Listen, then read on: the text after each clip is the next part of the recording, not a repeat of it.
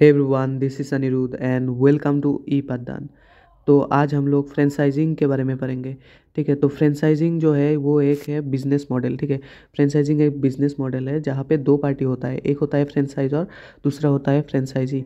तो दोनों के बीच में कॉन्ट्रैक्ट होता है। ठीक है, तो फ्रेंचाइजर क्या करता है, अपना पूरा का पूरा जो राइट है वो राइट या फिर परमिशन जो है बिज़नेस खोलने का वो फ्रेंचाइजी को दे देता है। क्यों देता है? ताकि फ्रेंचाइजर का जो बिज़नेस है वो ग्रोथ हो सके या फिर एक्सपांड कर सके। फॉर एग्जांपल के एफ सी क्या है, एक फ्रेंचाइजिंग बिजनेस है।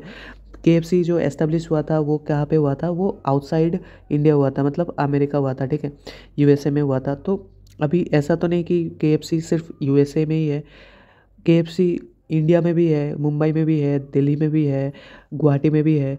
ठीक है, तो इसलिए हम लोग जो है के एफ सी का जो टेस्ट है या फिर के एफ सी का जो प्रोडक्ट है, उसका जो सर्विसेज है, ये सब हम लोग, उसका जो ब्रांड नेम है, ये सब हम लोग रीजनल एरिया में, जैसे कि गुवाहाटी हो गया, दिल्ली हो गया, मुंबई हो गया, रीजनल एरिया में हम लोग अवेल कर सकते हैं, मतलब ले सकते हैं ये सब सर्विसेज। उसके लिए हम लोग को यूएसए नहीं जाना पड़ रहा है।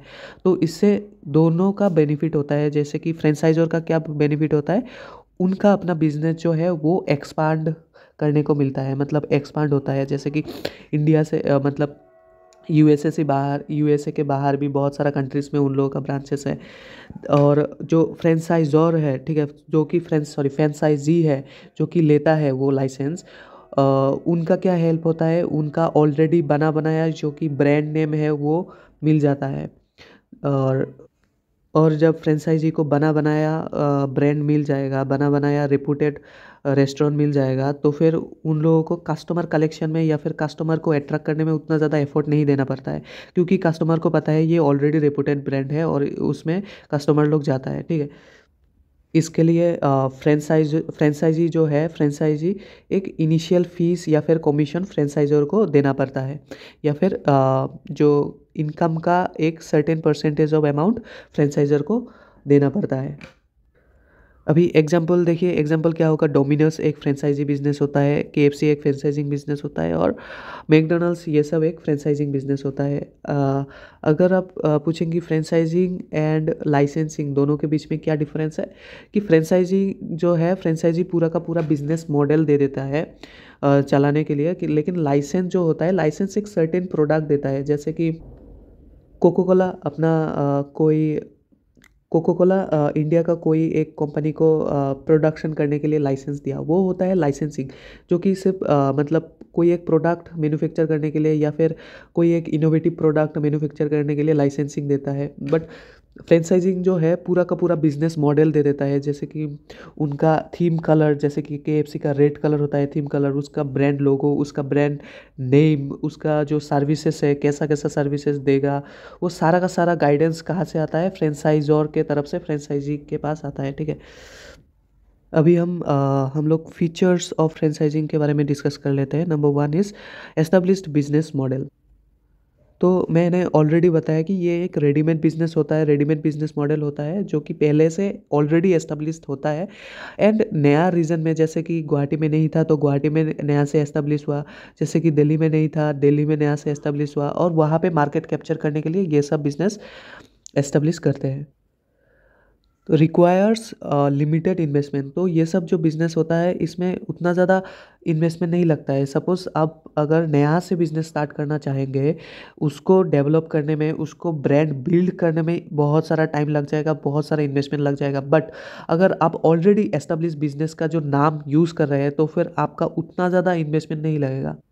अगर आप स्क्रैच से स्टार्ट करेंगे, मतलब जीरो से स्टार्ट करेंगे, तो ज़्यादा पैसा लगेगा या फिर ज़्यादा इन्वेस्टमेंट लगेगा उसको ग्रो करने के लिए। लेकिन अगर आप ऑलरेडी एस्टेब्लिश बिजनेस को ग्रो कर रहे हैं तो फिर उसमें ज़्यादा पैसा या इन्वेस्टमेंट नहीं लगेगा, वो क्योंकि वो ऑलरेडी एस्टेब्लिश्ड है और ऑलरेडी रेपुटेड है, उसमें कस्टमर आएगा ही आएगा।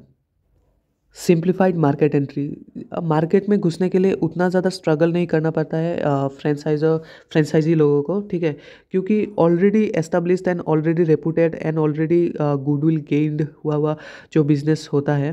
तो अगर कोई अच्छा लोकेशन होगा, जैसे कि सिटी एरिया में, तो सिटी एरिया में केएफसी अगर खोलेंगे तो वो चलेगा ही, क्योंकि सिटी एरिया में लोग खाएगा ही खाएगा। ठीक है, तो जो कि मार्केट एंट्री होता है वो उतना डिफ़िकल्ट नहीं होता है। अगर आप नया मार्केट में एंट्री कर रहे हैं जो कि थोड़ा सा रेपुटेड है, तो उसमें एक्सपेंशन एंड ग्रोथ का बहुत ज़्यादा चांसेस होता है। वाइड स्प्रेड नेटवर्क मतलब देखिए, फ्रेंचाइजी जो होता है वो ग्लोबल बिजनेस होता है, ठीक है। एक एरिया में तो रह करके नहीं जाता है, वो बहुत सारा एरिया में एस्टेब्लिश हो जाता है और बहुत सारा एरिया में एक्सपांड कर जाता है, ठीक है। तो इसलिए फ्रेंचाइजी बिजनेस जो है वो वाइड स्प्रेड नेटवर्क है। And the last point is risk diversification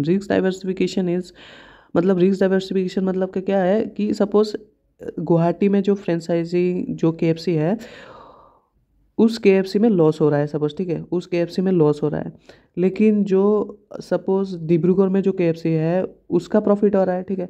तो इसका लॉस उसको वो कॉम्पेंसेट कौन कर रहा है? डिब्रूगढ़ वाला ब्रांच, ठीक है। तो इसलिए जो मल्टीपल रीजन में केएफसी या फिर फ्रेंचाइजिंग बिजनेस एस्टेब्लिश होता है, तो फिर रिस्क जो होता है वो डाइवर्सिफाई हो जाता है। नेक्स्ट होता है high sales volume obviously well established brand है और एक्सटेंसिव मार्केटिंग मतलब अगर केएफसी का ऐड अगर कहीं न्यूज़पेपर में दे रहा है या फिर टीवी पे दे रहा है, तो फिर वो थोड़ी ना मतलब गुवाहाटी का एक केएफसी के बारे में बोल रहा है, वो ओवरऑल केएफसी के बारे में बोल रहा है, ठीक है। तो जितना भी आउटलेट है केएफसी का, वो सारा का सारा आउटलेट उस एक एडवर्टाइजमेंट से बेनिफिट मिलता है, ठीक है। तो अल्टीमेटली कॉस्ट भी कम गया और सेल्स भी इंक्रीज हो गया। ओवरऑल इंडिया या फिर ओवरऑल वर्ल्ड में केएफसी का प्रोडक्ट लोग खाता है या फिर यूज़ करता है, ठीक है। तो इससे जो सेल्स वॉल्यूम है वो इंक्रीज हो जाता है। तो आज के लिए इतना ही था। अगर आपको कोई डाउट है तो फिर कमेंट सेक्शन में लिखिए और टेलीग्राम ज्वाइन कीजिए ताकि आपको नोट्स हम लोग प्रोवाइड कर सकें। Thank you for watching the video.